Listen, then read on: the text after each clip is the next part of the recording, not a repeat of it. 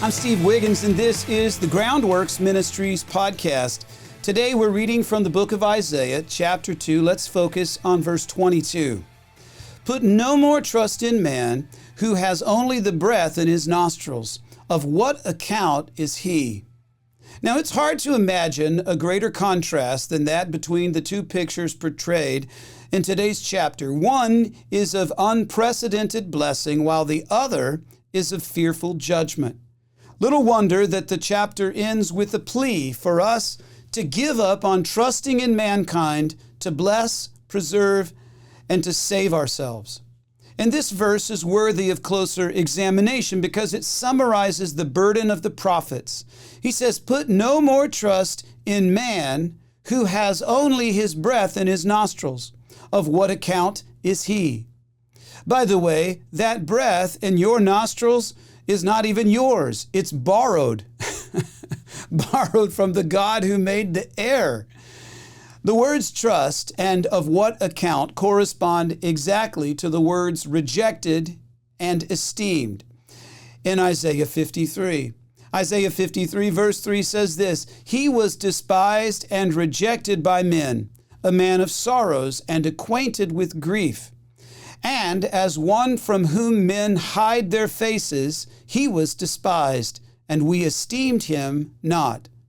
So Israel is not speaking of all Jews, but of the vast majority. Israel had given up on the very one that they should have relied upon, the Messiah.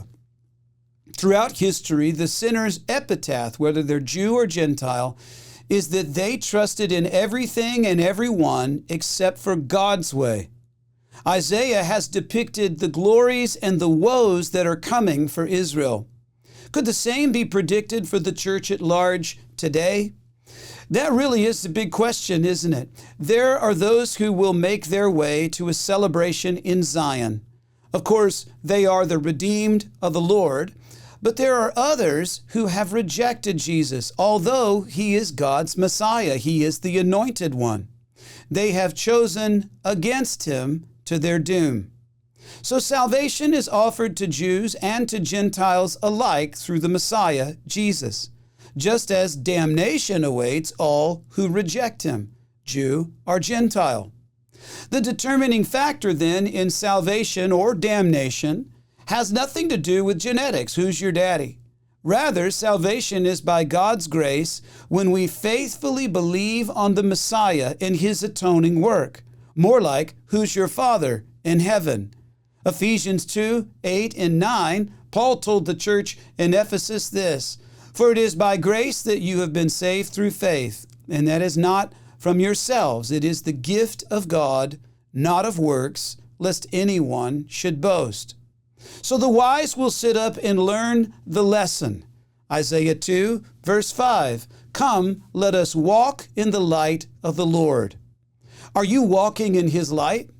Have you chosen to trust him who was rejected by men and yet accepted by God? He who was of no account to men is esteemed by God. And Jesus graciously imputes, that is, he makes a deposit. He imputes his righteousness into the bankrupt spiritual accounts of anyone who will by faith believe and receive him. I'm Steve Wiggins, and this is the Groundworks Ministries podcast. Now, Groundworks Ministries operates entirely through financial donations from faithful people like you. And yes, we need your support to continue working.